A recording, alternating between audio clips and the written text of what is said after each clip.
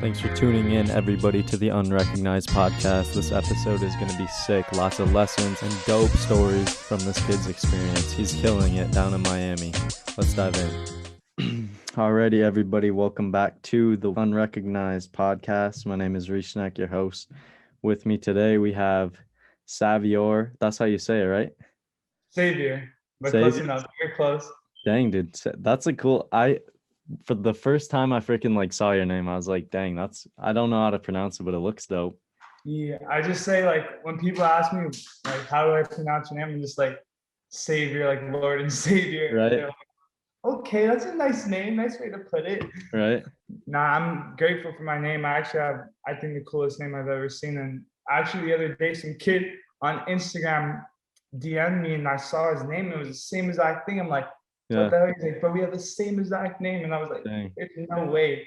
Because the normal way of spelling the name in the US is Savior. Yeah. And no, it's Savior without the Y. Right. And my name, instead of the I, it's a Y. Right. And this had the same exact spelling. I was like, there's no way. Right. Yeah, that's funny. My name's Reese. It's spelled Reece. So it's that's pretty rare too. I don't ever see that. So yeah, having a unique name is the coolest thing in the world. Right. Yeah, for sure. Yeah. But yeah, so for people who don't really know, and just me as well, tell them a little bit about yourself and what you do and who you are and stuff like that. So my real name is Savior. My videography, photography, editing, whatever I do name is Mr.Flicks. Right. Or mmr.flicks, some people call it. Yeah. But I'm pretty much a videographer, photographer, director, anything with a camera I can do, anything editing, Photoshop, Premiere Pro, Final Cut, all that shit I can do. But pretty much I create content. Pretty much the way I got started into videography or getting my hands on a camera for the first time was my dad, pretty much. For the most part, my dad, before he got into commercial real estate, what he does now, he was a photographer for 30 years. So I was always familiar about being on set, cameras, the way it worked, lights and stuff. When I was super young, he would always be doing photo shoots and stuff. But later on in life, he got into bigger, better things instead of photos. Yeah. So I always had cameras around me. My dad always did home videos and stuff. We'd always watch home videos. And I just love the idea of when you have a photo or you take a video in that present time, it's not just a photo or a video. In the matter of 2-3 days, that becomes a memory, and it's a vault. It's a sacred thing. Yeah. So I personally love the idea of how I can take a video, take a photo, and the next day it's still a memory. It's still a great time from the past. Right. And that's why I'm so glued to this, because when you look at stuff in the later on in life, it just becomes so valuable. Right. But what really got me into filming and doing all this stuff was I started off doing YouTube with my friends just for the fun of it. That was really when I started seeing all the different things I can do with the camera than just film and make memories. Later on, I would always be able to go to events and stuff like that, because these big events, Ultra, Rolling Loud, all these crazy music festivals, because I had really good connections, and I would always be front stage, have passes that no one else could have. I was not a regular person out there, and I just said, wow, someone needs to film this, someone needs to do this and that, because everything, there was cameras and stuff around me on the front stage, but I just feel I could have done it my own way, and that these guys were just too professional. They looked like they weren't having too much fun with it. Right. So I decided when the next music festival, I'm gonna bring a camera with me and just see how it goes. And I think my first festival that I brought my camera in with was an XXXTentacion tribute concert for when he just passed away and his album release was coming out.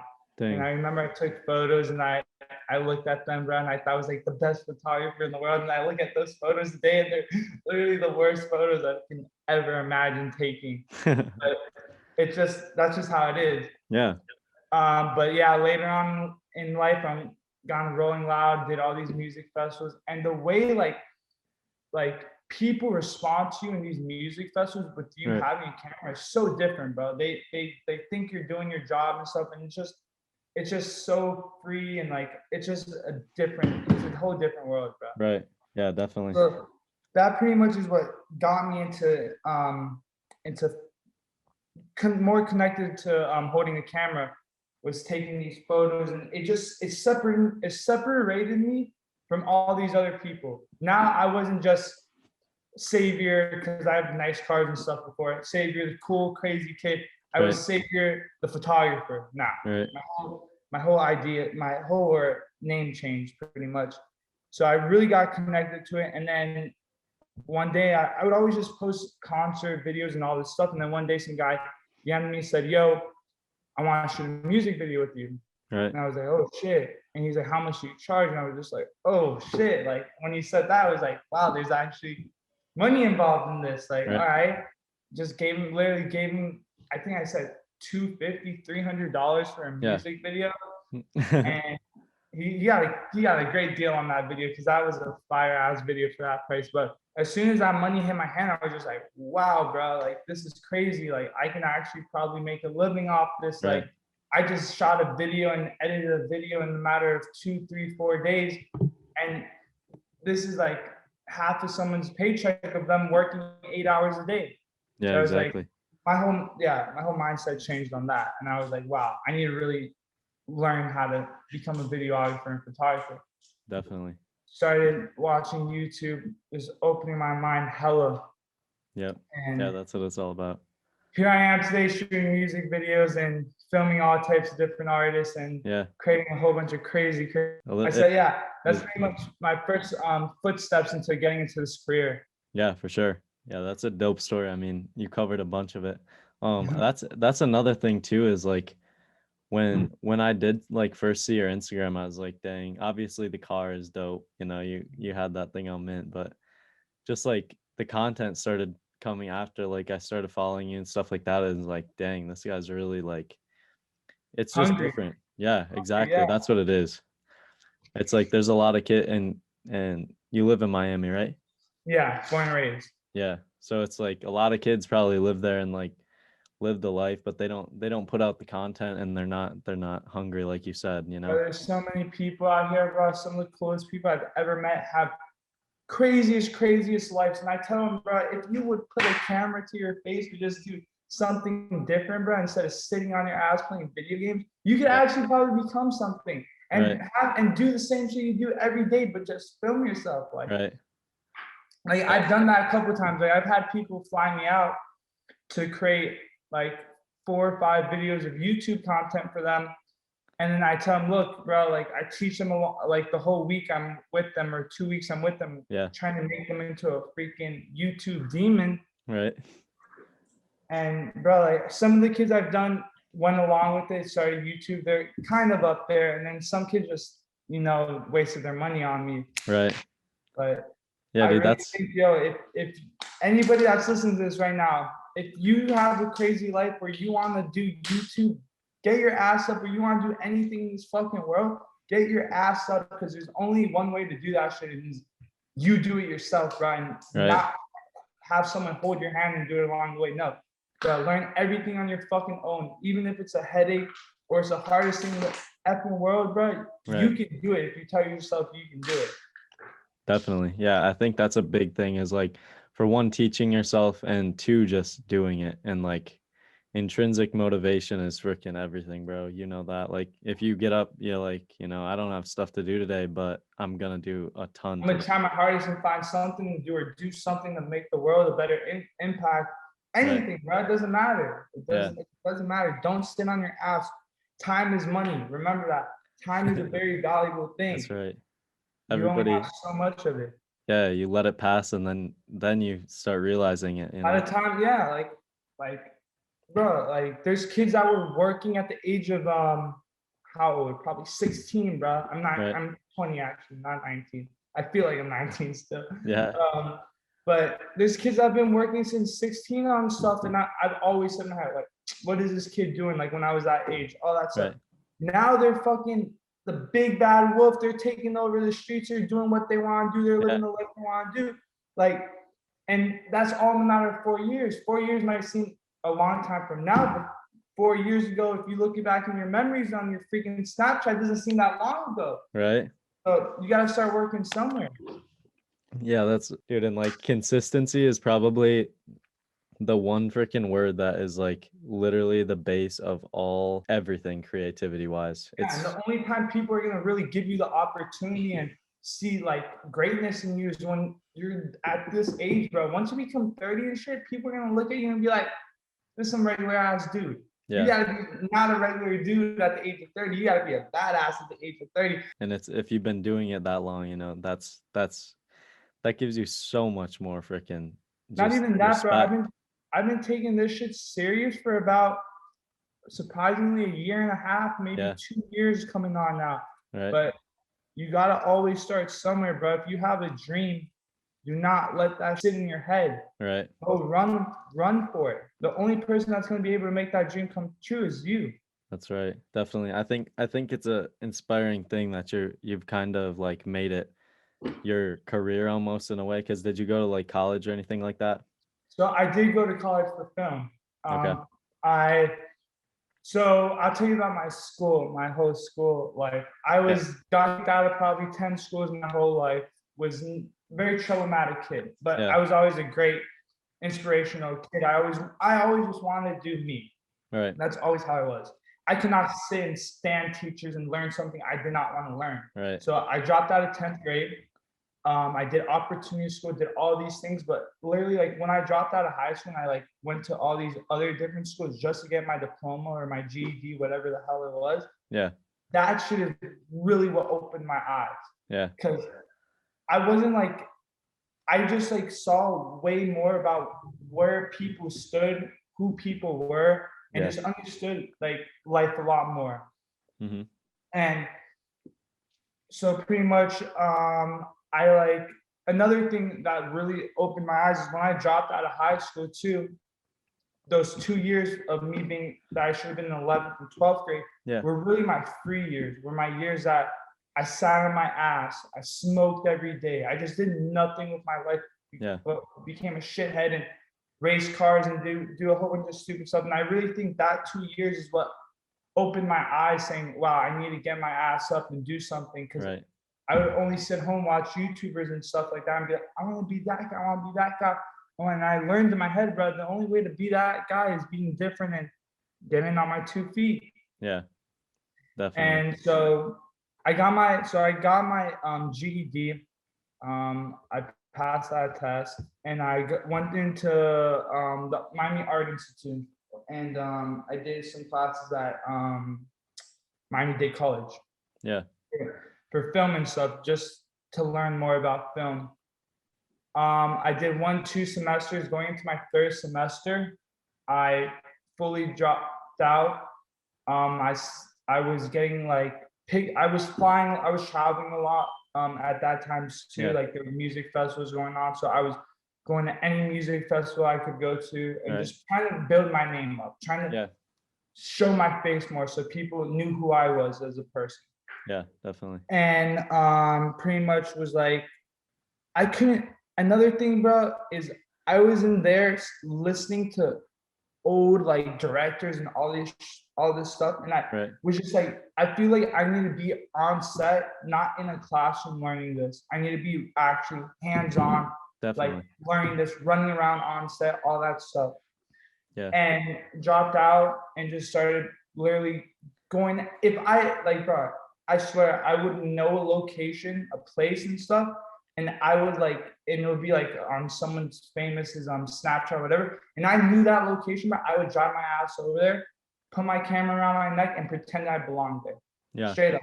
Pretended I belonged there. Didn't matter. Like if I wasn't supposed to be there, I would go and try to find a set, whatever. Tell them, hey, like who's the directing manager, all this stuff. Oh, my name is Sarah, blah, blah, blah. Like I'm like a photographer, blah, blah, blah. Like they didn't even care if I didn't belong there. They only cared that I was doing something to make the video better. I was taking photos and all this stuff. Right. So like that was really my college and stuff for learning. And yeah, that's pretty much it for my school and stuff. I think But that's yeah, sick. That's definitely the benefit of like living in Miami, living in LA, living in, you mhm. know, San Diego, wherever like these popular attraction places are, and like, you know, where there's basically opportunity and where there's money, you know. Clout, pretty much. Yeah, exactly. Yeah, so it's harder for a lot of people, you know, that are just scattered amongst the That's US, not but true though, bro. no, There's a lot of yeah, artists. There's a lot of not, but like yeah, for the on set thing to be right, on a big set and really feel that energy and be around right, all that energy, yeah. But yeah, like if you want to become a videographer, photographer, go film your friend, bro. Go right, film somebody. Doesn't yeah, matter. I did this shit for fucking $0, bro. yeah, Like when I first started, I was not looking at it for no money. Like I right, wouldn't be looking at it for any money either if I didn't live in a world where we need to survive with money. Like right, I would do this shit for free every day and just create content, create new friends with different people. But that's not the world we live in. right. Yeah. Mm. It's just for like and talking to people, because basically I don't know how much, basically the podcast here is just really trying to promote and like gain recognition for, you know, other creators and stuff. Like I'm a big believer in dreams. Like Yeah. if if you have a dream or you have anything, bro, like chase it. It's nothing will happen overnight, bro. Mhm. Nothing happens overnight. I'm not gonna lie, I know a few kids though, they're some of my videographer homies. They've gotten lucky and shit has happened overnight. Like my Yeah. one kid I've been showing with, his name is Water Whippin, super cool kid. Yeah. He's the kid that shot the music video for Rubbing Off the Paint with Amir. And in the matter of like posting that video in 24 hours, it had like 1 million views. And he was Dang. like set for life now. Yeah. Yeah, but that's just a product of hard work though, you know. That'll be you Oh, next, and it'll of be, course. you know, the next guy that's doing what you did next, you know. It's just I hope I inspire people too. yeah, There's enough, there's don't think there's enough room in the world. There's plenty of room in this world. right. The world is, I'm not gonna lie, the world is very, very small, but there's plenty of room for being an artist, for being a videographer, for being whatever you want to do in this world. Yeah, definitely. There's plenty of room.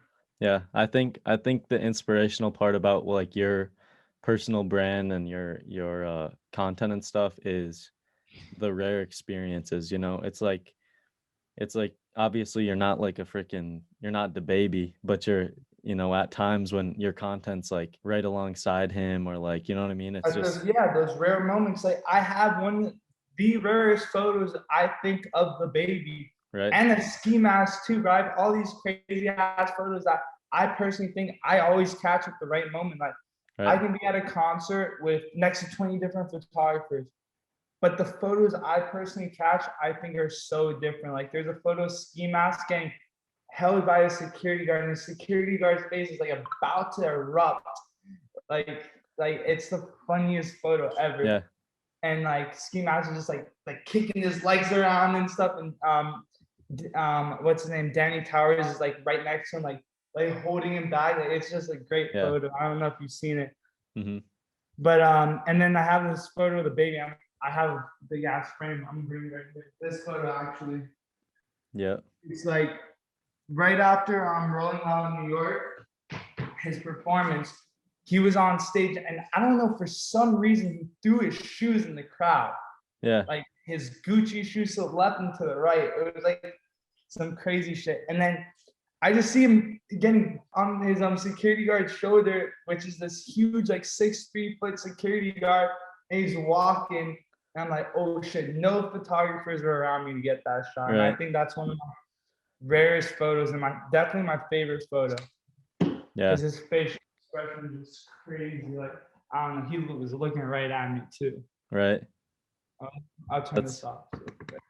that's so crazy, bro. I can pull it up too on the YouTube. That's what good benefit for watching the YouTube versions of these podcasts is I'll throw like all of your content up and like put Oh, your that's work and stuff dope. like that. Super sick. I would say if I had to just like name your style, I think one word, it'd probably be raw. Raw. Like it's just I like that. I like that. like it's just, I mean, even Right like here, raw baby. yeah, there it is. That's a sign right there.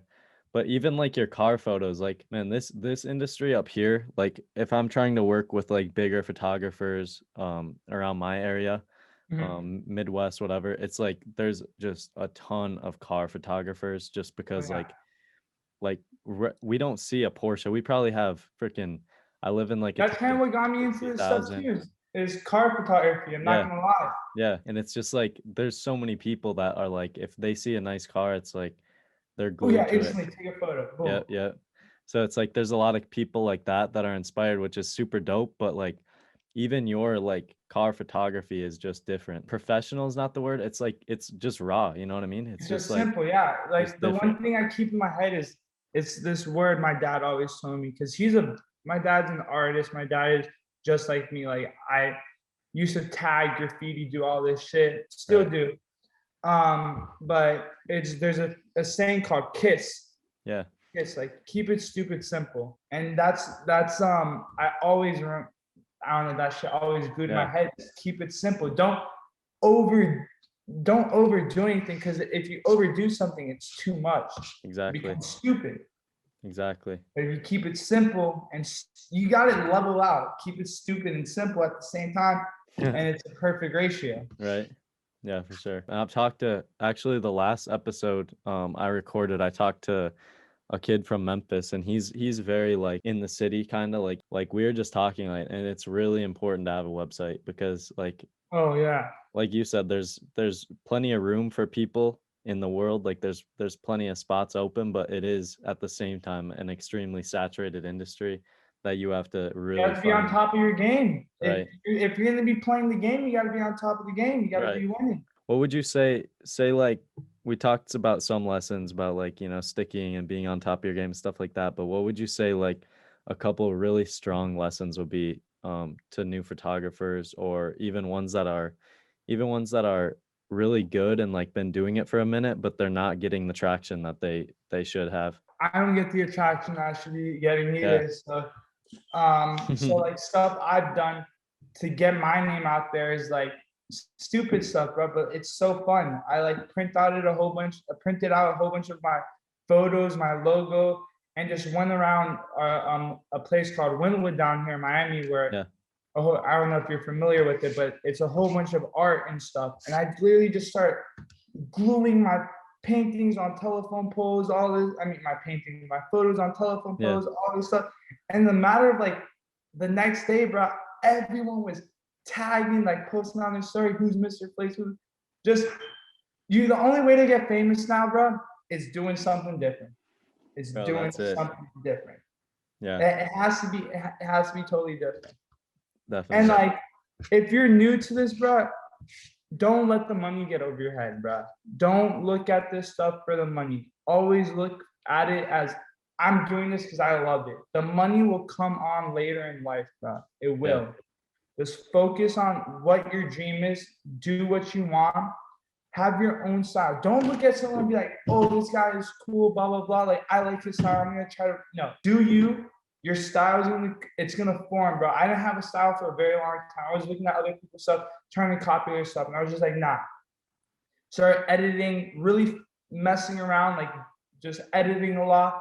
And all of a sudden, I started forming my style. I say, all right, this is what I'm gonna start doing, this is what I'm gonna start doing to it. This is me. This is what's different about my work from other people's work. Right. Don't be like anyone else. Be your own person. Definitely. That's my biggest pet peeve to anybody that's a creator and stuff like that. And don't think you're better than anyone, bro, because you are the best you are. You're your Right. own person.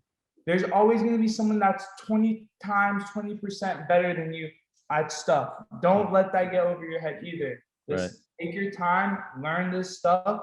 It's not a rushing game, bro. Like, Definitely. there's no need to rush. Yeah. I think people get caught up in the comparing and the rushing Oh of it. yeah, bro.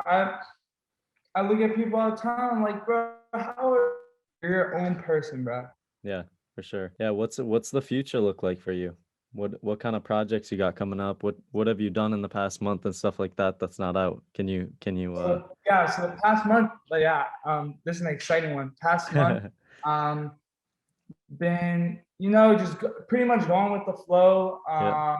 Had some great opportunities. I have a crazy Colorado edit about it come out with me going snowboarding.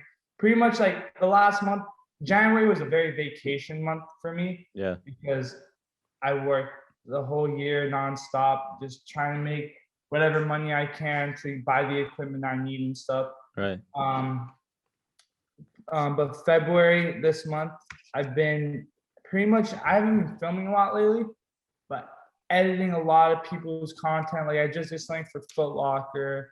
I just did something for this really big DJ that's about to switch over into Spanish music. I I filmed a video in December for this one of my good friends now, an artist client, V12. We just dropped a killer video. I think one of my favorite videos I've had to be a part of.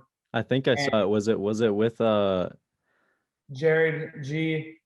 yeah. It's called Was See You. It's like with a girl and stuff. with Crazy lighting we had. was it just like one Benz and like was Yeah, it? Yeah, that's yeah, the one. yeah. That We was had dope. a lot of crazy transitions and stuff Right. like that. Yeah, But that was a great set. We literally had we edit that video like a month. Like really. it took us a month to edit that video. And we Dang. filmed that video in the beginning of December and we dropped it all the way in February, which That's we normally never do. Um, but pretty much I have like 4 or 5 music videos coming up right now. Big things coming soon for my brand is my merch I'm about to start dropping. that's dope. So I'm in the process of creating a release video for that. And Sweet. once I'm done with that, anybody is more than welcome to buy my merch. Definitely. We'll have to throw some links. Yeah, definitely. It's probably gonna be on my website, so Yeah, that'll be the link. for sure. But I'm trying to start doing FPV drones in the future. Yeah. I really want to get into that. I want to get into really more into action. I want to create more relationships with people that are into action sports. It can be racing, go-karting, anything like that. Because I want to bring all these action sports people like X Games with the artists Yeah. and just create insane content like that. I just love action sports and all that stuff and really Definitely.